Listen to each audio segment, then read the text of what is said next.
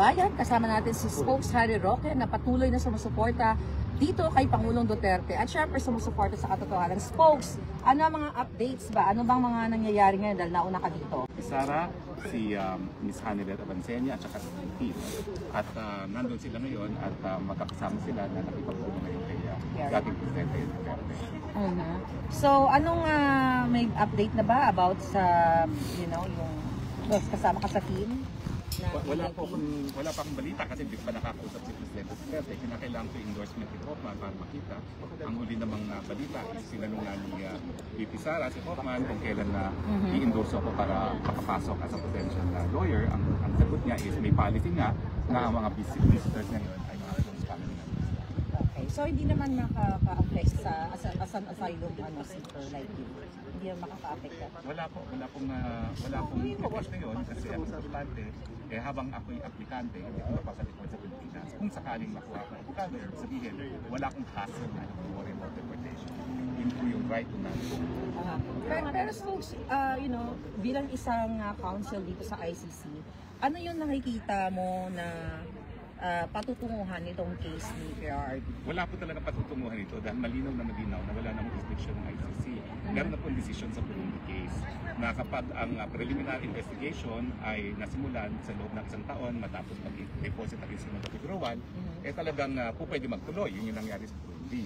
Pero nangyari sa Pilipinas, pangalawang taon na nagsimula. Kaya wala nang dahilan para magkaroon ng jurisdiction. Bukod pa dyan, yung illegality ng arrest, na-desisyon na rin ng ICC. May isang nasasakdan po na Libyan na ganun din, irregular yung pag-aresto sa kanya, hindi dumaan sa lokal na hukuman at sinabi ng korte na dahil mali yung kanyang proseso kung saan ako yung pagkatao niya, hindi magkakaroon ng jurisdiction ng hukuman. So sa akin, malino pa sa sikat ng araw ang two grounds, yung illegality ng arrest at saka yung lack of jurisdiction in terms of temporal time. Yung temporal kasi yung panahon na wala na talagang jurisdiction ng ICC. So it's a matter of time. At ang akin nga is dapat maisampa na agad yung motion to dismiss before anything else. Although pwede naman kasi isabayan sa provisional release. Pero sa provisional release, I want to temper people's expectations. Kasi wala pang pinawawala ng ICC na accused diretso ng crimes against humanity or war crimes. Ang napawalan pa lang nila na bigyan ng provisional liberty ay yung mga accused of offenses relating to administration of justice. Hindi yung mga main suspect mismo. So, ang track record ng ICC, hindi nag-grant ng provisional release yung mga akusado mismo for the core crimes na linilitis ng hukuman. Pero siyempre, susubukan pa rin dahil 80 anyos na ang presidente. Tingin ko naman, alam natin na pag may nangyari kay presidente sa loob ng kulungan, talagang cargo de conscientia ng hukuman. So tingin ko, pag-iisipan din nila ng mabuti yung provisional release dahil hindi naman nangyari na mayroong 80 anyos na akusado na nasa poder nila. Yung marami pong sakit. Yung motion to dismiss, let's say for example, ikaw yung lawyer ni PRRD, kailan dapat ipapile? As soon as possible. So hindi pa napapile? Ang alam ko hindi pa ba, pero bakit kaya? My mind, kung ako yung nabigyan ng pagkakataon, wala naman akong pagkakataon, ako yung nagsasalita lang as a commentator, dahil I have the qualification naman as a member of the District Council, hindi ko alam kung bakit. But, ang pagkakakilala ko kay Presidente Duterte, biglang naging amo ko naman siya, talagang hindi niya matanggap na pinahaharap siya sa mga dayuhan. So, bago ba i-file yung motion to dismiss na yan, kailangan bang may i-gather na mga evidence or whatever para i-present sa court? Well, alam ko, dun sa nangyari dun sa pag-aresto, pwede humingi ng evidentiary hearing. So, pwede talaga mag-schedule ng hearing ng korte at mag-present ng ebidensya. Yung testigo naroon, inaresto siya para i-relate na walang pinapita at saka walang request ng ICC na mag-cooperate ng Pilipinas, na walang Interpol red notice, na meron lang diffusion order, na diffusion order nanggaling din sa Pilipinas. Parang hiningi ng Pilipinas sa sarili niya na tulungan kaming arestuhin ito, which is ridiculous, diba? So, pwede mong i-allege na yung illegality, tapos yung pagpuprueba, magkakaroon ng hiwalay na pagdinig para tanggapin yung mga ebidensya. Pero yung issue ng jurisdiction, dahil nagsimula ang preliminary investigation after 2 years, that's a purely question of law. So sa akin, pwede ng decision yan na walang kahit anong hearing. Yung question of law na.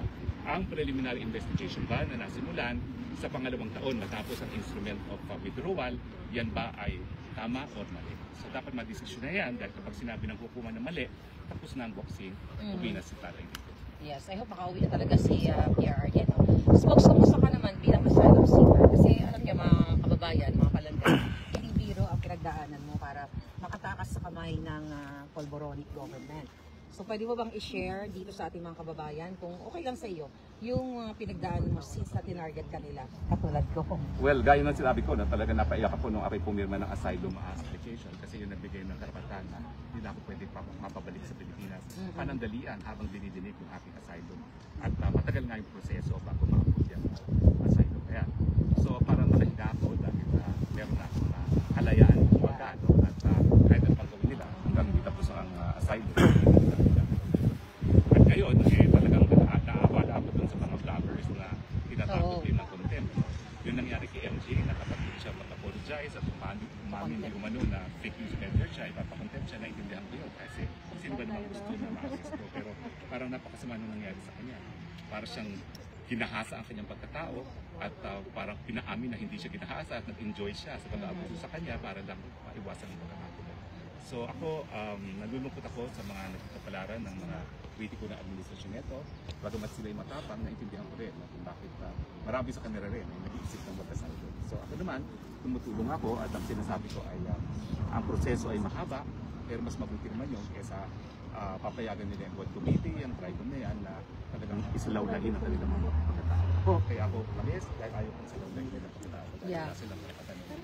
First Spokes, kumusta yung pagtanggap sa'yo ng ating mga kababayan, mga Pilipino, mga yung kumakausap sa'yo, yung sitwasyon mo, anong Well, sa pagtanggap? totoo lang ko, tumataba na naman ako kasi lahat sila nagbibigay ng pagkain. Maraming salamat po. Hindi na ako gumagastos sa pagkain. Lahat sila nag-offer din na tuluyan, no? Yun na nga, yung isang pagpili in the process of being lifted, pwede na makanan. So, napaka-into ko. Napaka-into kami. So, pasensya na po kasi yung kulto ng buong season naman sa ay nalarito rin sa novela. Baka nandyan sa paligid. So, I'm sure nandyan dito sila sa Paano mo pinagpatatag yung sarili mo? Spokes, meron kang bodyguard? wala. Pinag ko sa makarning na. Ang dragon lady ang ating bodyguard. Oo, di ba? Yeah, well, I'm here. We're here to support you and syempre ang PRRD. At kaya ka naman nandito dahil kay PRRD. Kaya tayo nandito dahil kay PRRD. That's Para a sa Pilipinas na rin, no? Kasi yeah. mali itong nangyayari na dayuhan ang gusto mag-usga kay Presidente sa mga di umanong pagdapat sa ating batas no, sa Pilipinas. Mga talaga tayong malakaya, dapat hindi nangyari yan. Yeah. Yes, so yun na lang muna. Gusto mo nyo Hindi, magtanong? ikaw naman ang aking tatanungin. Diba? Akala ko ako So lang ikaw yung naman, mag-interview. ikaw naman Mario Dragon, kamusta naman ang tingin mo sa reaksyon ng mga Pilipino dito sa Europa, no, dito sa pag-aresto kay Tatay Digong? Oh, well, nakikita naman natin talaga itong mga kanina, may nakausap tayo palangga from New York, from Ireland, talagang, di ba? Ayan sila, kunan natin. So talagang dumadayo para ipakita ang suporta kay Pangulong Duterte.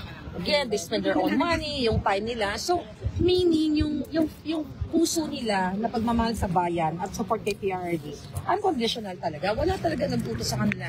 Para katulad namin, na wala natudyok, kundi nararamdaman na lang namin na tumitibok-tibok ang puso ng friend ko dito na talagang nung binabiyahe pa lang si PRRD, kinukulit niya na ako na mag-travel dito. So, mararamdaman mo talaga na organic or genuine yung pag-ibig para sa bayan at para kay PRRD.